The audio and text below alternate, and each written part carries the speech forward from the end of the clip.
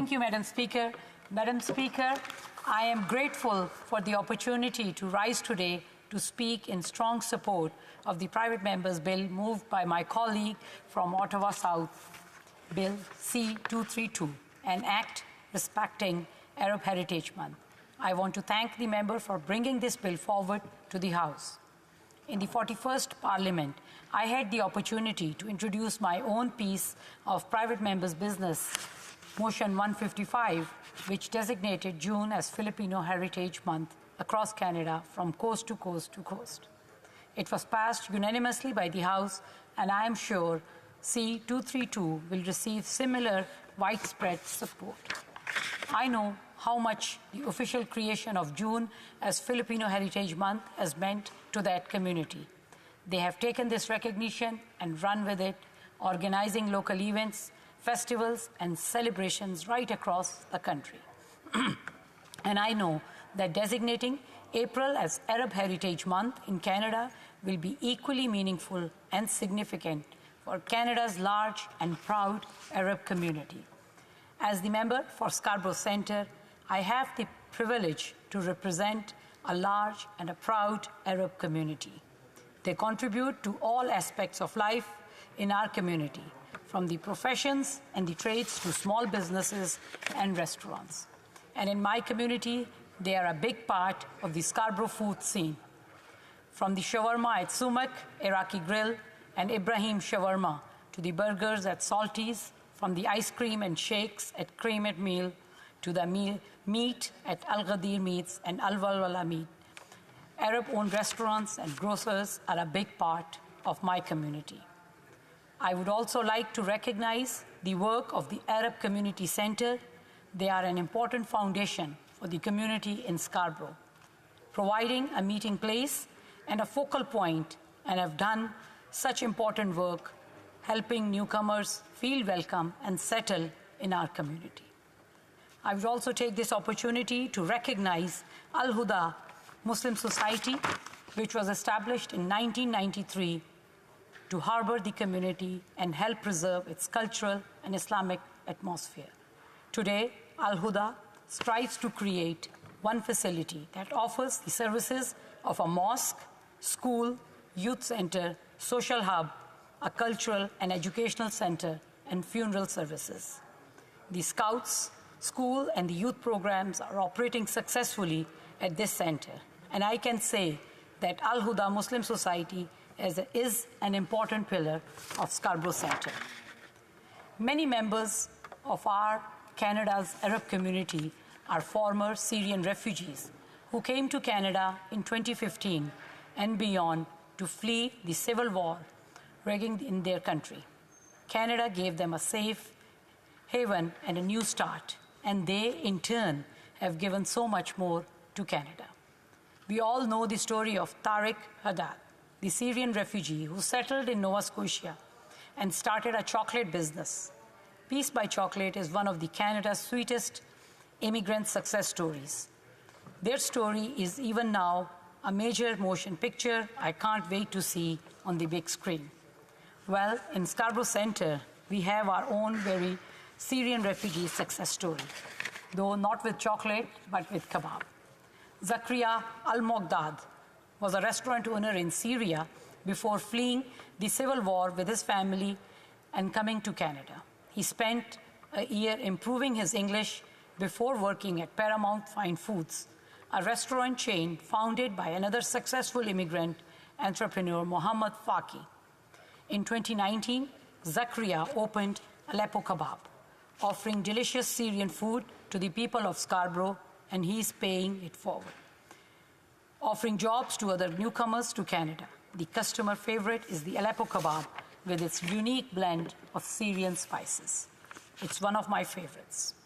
Last year, Zakaria obtained his Canadian citizenship, and you couldn't meet a prouder Canadian. Another local Syrian refugee success story is Crown Pastries. They have quickly gained a reputation for having the best sweets in Scarborough, and I assure you that is no easy title to earn. But they have become so popular that when I came in to order some sweets the day before Eid, there was a line out the door, and they told me you had to place your Eid order at least a week in advance. And outside of Scarborough Centre, there are also Arab Canadians making a difference in all aspects of life in Canada. There's my friend, the Minister of Transport, who brings his lived experience to this important portfolio and his job representing the people of Mississauga Centre. Many members of the Arab community have been elected to serve in this chamber from all parties. If you have enjoyed classic pop hits like Put Your Head on My Shoulder, Diana or Puppy Love, you have been singing along to the classics of a proud Arab Canadian and one of Ottawa's favorite sons, Paul Anka. There are academics like Huda Al-Maraghi, the first woman to serve as the Dean of Engineering at a Canadian university, and Mamdouh Shakouri, the former president of York University. In the world of sports, many Maple Leaf fans may be disappointed they still don't have the services of Nazem Kadri after their Game 7 exit from the playoffs on this weekend. There are so many Arab Canadians making a difference in the medical profession in Toronto and across Canada. Dr. Bassem Nasser at Toronto's Hospital for Sick Kids and Dr. Tariq Khalife are doing great work with children. And Dr. Salah Ali and Nihad Abu Seta are family doctors greatly respected by their patients. And I want to especially highlight a Canadian of Arab heritage who is not only a successful businessman and entrepreneur, but a philanthropist and an outspoken advocate and worker for building a better Canada.